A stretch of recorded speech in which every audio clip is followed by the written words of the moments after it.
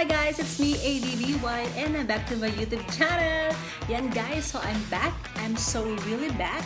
Ang tagal-tagal kong hindi nag-vlog, and eto na nga, this is it. Wala, naisip ko lang i-share sa inyo yung pagtayo, yung aming Christmas tree na napakatagal na namin hinihiling na magkaroon sa aming bahay. Pero this is the right time, this is the moment, and this is it. Halina kayo, samahan niyo ako.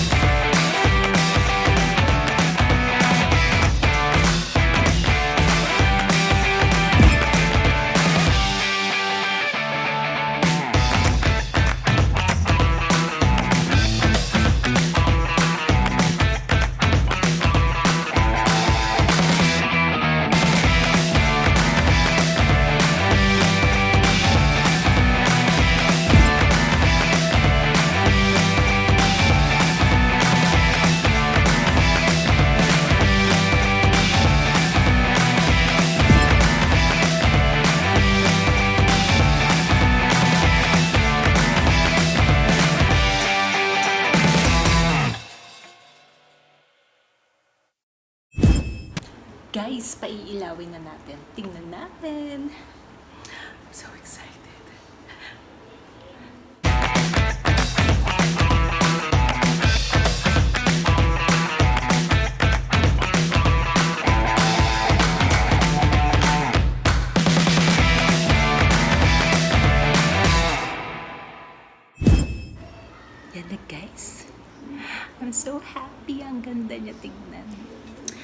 lang. Ganda talaga siya pag may ilaw. I love it! Hindi ako nagkamali. Tsaka tama lang yung niya, yung ornaments. At kung ano-ano pang mga rikotetos, yung mga bells na yan. Balls. Yung mga balls pala. So, tama-tama lang yung dami niya. Siguro, yung hindi naman siya tinipid, tignan. Okay. So, mamahal niya actually, pero sabi ko nga, minsan lang naman to and matagalan din naman yung gamit. Basta ingatan lang pagdatapos, every time na ipapak na siya uli para itago. Yun, ingatan lang.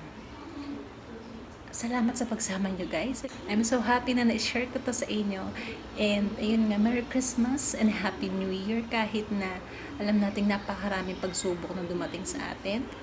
Mula pa Enero, mula pa January, no? Pero sana naman yung spirit ng Christmas ay hindi pa rin mawala sa atin. At saka, i-celebrate pa rin natin ito dahil hindi naman nagtatapos ang buhay dito. Bagkus mas lalo pa tayong magsumikap para mabuhay ng mas maganda at saka mapayapa. And then next year, we hope na kung ano man yung mga nangyari ngayong taon, sana naman next year hindi na ganito. Ayun, so dasal-dasal lang talaga. And yun, Merry Christmas and Happy New Year guys. Mwahh! Tsup!